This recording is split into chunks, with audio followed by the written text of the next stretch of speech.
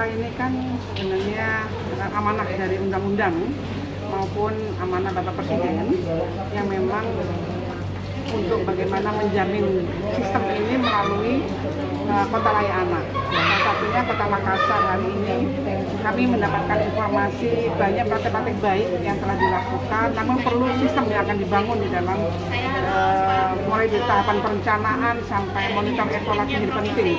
Catatan yang kami nanti melakukan verifikasi. Kami banyak praktek baik dari pasar-pasar dari beberapa indikator tentang KLH, banyak yang kami temukan di Kota Makassar. Seperti apa itu Bu?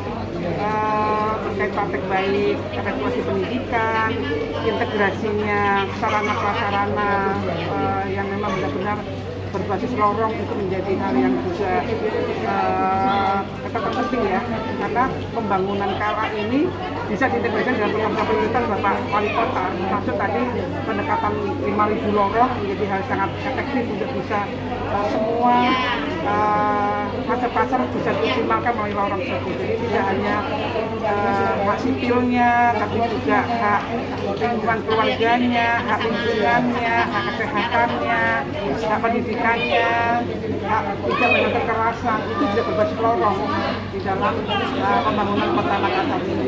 Jadi memang menurut 2 tahun terakhir nilai kita itu turun. Saya sudah jelaskan tadi penilaian dari pusat, baik ibu maupun bapak, bahwa ada yang non teknis menyebabkan itu, ya kan? Tapi kalau kita melihat tadi diskusi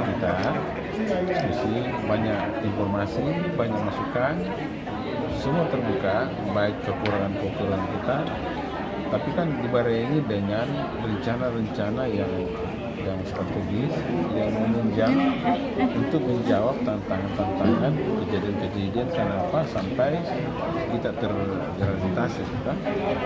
Oleh karena itu, insya Allah kita sangat optimis, ya. Saya katakan tadi bahwa kami terbuka, Bapak Ibu sekalian, tim dari pusat, dan silahkan disampaikan terkait apabila ada hal yang memang namanya kita berusaha pasti ada kekurangan, tapi insya Allah sudah Makassar, sudah kita kenal Makassar bisa dengan cepat kalau ada sesuatu.